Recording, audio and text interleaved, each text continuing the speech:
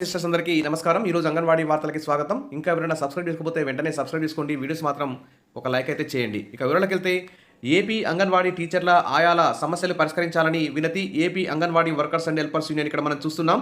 Anganwadi mini సెంటర్లను main సెంటర్లుగా మార్చాలని, బాల సంజీవని యాప్లో మార్పులు చేయాలని, మినీ వర్కర్లకు మే నెలలో వేసవి సెలవులు ఇవ్వాలని AP anganwadi workers and helpers union అయితే డిమాండ్ చేసింది.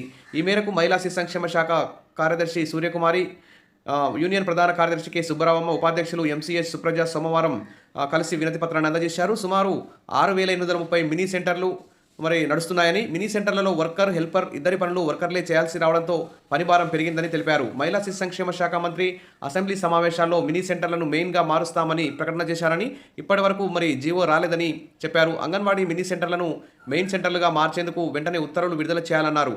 బాల సంజీవని యాప్లో 7 నెలల నుంచి 3 ఏళ్ల పిల్లల ఫోటోలు తీయాలని, ప్రీ స్కూల్ పిల్లలకు ఫోటోల ఆధారంగా రేషన్ ఇవ్వాలని నిబంధనలు తీసుకొచ్చారని తెలిపారు.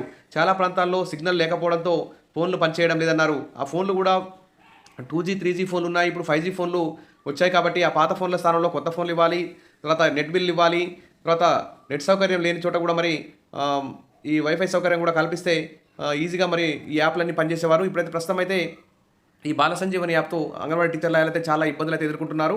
కాబట్టి ప్రభుత్వం వెంటనే బాల సంజీవని యాప్లో అసలు రద్దు చేయాలి, లేకుంటే దాంట్లో మార్పులనే చేయాల్సినటువంటి అవసరం ఉంది. ఇక ప్రీ స్కూల్ పిల్లలు కొంతమంది లేట్గా వస్తున్నందున వర్కర్స్ అనేక సమస్యలు ఎదుర్కొంటున్నట్టు చెప్పారు.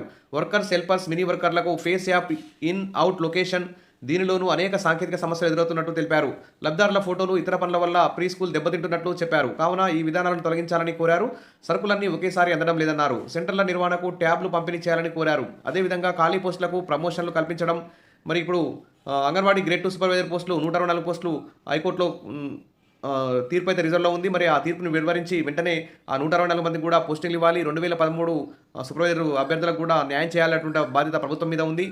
తర్వాత ఖాళీ ఆయా పోస్టులు, ఆయాలకు ప్రమోషన్లు, ఖాళీ అంగన్వాడీ టీచర్ పోస్టులు, సూపర్వైజర్ పోస్టులు వీటన్నింటినీ భర్తీ చేస్తే ఇప్పుడు పనిచేస్తున్నటువంటి అంగన్వాడీ టీచర్ల ఆయాల మీద పని ఒత్తిడి తగ్గుతుంది. కాబట్టి మినీలకు మెయిన్ వర్కర్లతో సమానంగా కూడా వేతనాలు ఇవ్వాల్సిన అవసరం ఉంది. గ్రేడ్ 2 సూపర్వైజర్ పోస్టులో మినీ వర్కర్లకు కూడా అవకాశం కల్పించాలని డిమాండ్ అయితే వినిపిస్తుంది. మెనూ ఛార్జీలు పెంచడం, అదనపు హెల్పర్లను కూడా కేటాయించడం వంటి డిమాండ్లు అయితే పరిష్కరించాలని ఇక్కడ అంగన్వాడీల సమస్యల పరిష్కారం కోసం అయితే AP anganwadi workers and helpers union అయితే వినతిపత్రం అందించింది. ఇలా ఎన్నిసార్లు వినతిపత్రాలు ఇచ్చినా, ఎన్నిసార్లు ధర్నాలు, సమ్మెలు చేసినా అంగన్వాడీల పట్ల ప్రభుత్వం అయితే సానుకూలంగా స్పందించకపోవడం అన్యాయం. వారి యొక్క న్యాయమైన కోరికలను కూటమి ప్రభుత్వం వెంటనే పరిష్కరిస్తుందని చెప్పి త్వరలో జరగబోయే క్యాబినెట్ మీటింగ్లో ఈ సమస్యలన్నింటినీ డిస్కస్ చేసి ఒక మంచి సానుకూలమైన నిర్ణయం ప్రకటిస్తారని చెప్పేసి అంగన్వాడీ టీచర్లు, అంగన్వాడీ యూనియన్లు అయితే ఎదురు చూస్తున్నాయి. Wish all the best. మరిన్ని అప్డేట్స్ కోసం మన ఛానల్ని ఫాలో అవుతుండండి. వీడియోస్ అయితే లైక్ చేస్తూ ఉండండి. Thank you.